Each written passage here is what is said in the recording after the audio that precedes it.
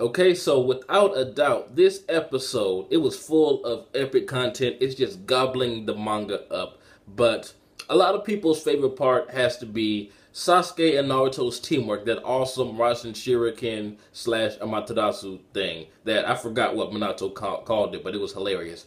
And why doesn't the Rasen Shuriken explode anymore? I remember when it was first introduced, it was like this all-powerful jutsu that just has this huge explosion and destroys you on like a molecular level. And the only explosion that we got from that combo was the Amaterasu. I'm like, what the hell, Naruto? What's going on? But no, that wasn't my favorite part. The Madara and Hashirama wasn't.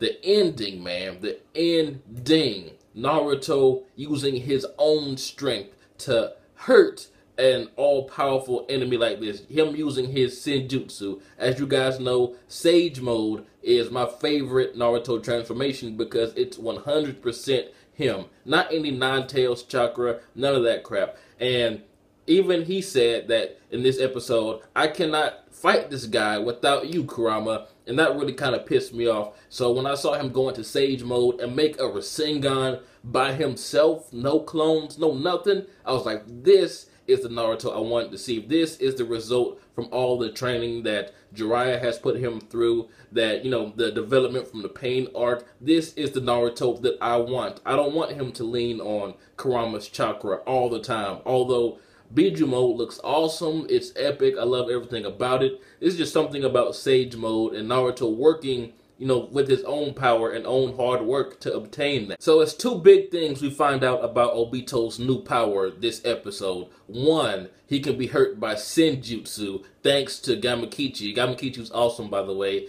And two, he can nullify all other regular jutsu. He can even nullify Edo Tensei. So Minato is going to be swinging around his kunais with one arm. And I just love how Naruto was like, I'm about to go Super Saiyan, and it didn't work. And even Obito was like, what a dumbass. But around the end, when Obito was just talking down to Minato, saying that you were a bullshit Hokage, you were never there when it counted the most, and even Minato was starting to feel bad for himself. I'm like, come on, dude. You are not the cause of all this. You're not the reason Obito is how he is now. You did the best you could under the circumstances, especially with the reveal that we're going to find out later that I'm not going to spoil. But Minato, he is he's one of the best Hokage in my opinion. He did what he had to do, even sacrificed his life and his wife's life and his child's well-being, all for the village and to make sure everyone's safe. So if that isn't a definition of an awesome, badass Hokage, I don't know what is. I like how Naruto said, shut the fuck up talking about my dad. You're not shit compared to him. He was an awesome Hokage like I'm going to be, and Naruto went in at the end. But I'm so glad they actually expanded the Madara and Hashirama fight at the beginning of this episode, because in the manga, I believe we only got 2 panels of Madara and this perfect Susanoo and Hashirama using the wood golem, but we actually got some attacks from him. I was like, wow, they're really stepping it up in the anime. So it was really epic to see, and I like how they compared it to the last time. And even the father was like, what the fuck are we going to do against this? Do you see this? This dude just chopped off mountaintops. I mean, I'm not going in there. And this one guy said something very interesting. It says that this is the true strength of our predecessors, which has me wondering why on earth did the shinobi get weaker over time? Because back in the day, these dudes weren't any joke, like Madara and Hashirama, the Sage of Six Paths. I mean, why did the lineage of shinobi get weaker over time? The only excuse that I could think of is maybe clans were banging other clans and making new clans, and thus the bloodline from each clan ran thinner and thinner with each new generation, and they didn't have that strength possessed by a pure Uchiha or a pure Senju or a pure whatever was before them. But I like how Madara says, I'm going to take another chunk out of you.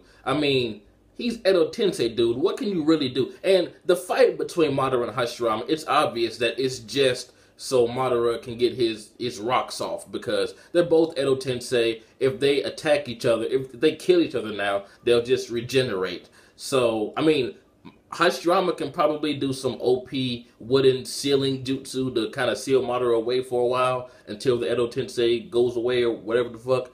But, I mean, in actuality, they're still just Edo Tensei fighting each other. What can they really do? But even though the Rasen Shuriken and the Amaterasu combo wasn't my favorite part, it was still epic. I just love seeing Naruto and Sasuke, yes, and Sasuke smiling after they landed that attack, and the cooperation between Tobirama, Minato, and Naruto and Sasuke, that awesome flying Rasen combo, everything in that scene was just beautiful. It was delicious, but it did absolutely nothing to Obito. And then he just starts floating like fucking Jesus. But let us hope that Minato's right arm is not his jack-off arm, because he would have to become a lefty. But this episode was awesome. Like I said, my favorite part has to be when Naruto defended his dad's name and honor. That entire scene was epic. Him creating a Rasengan for the first time by himself without the use of any Nine-Tails chakra or cloak. He did it back in part 1, I believe, but he had the Nine-Tails chakra then.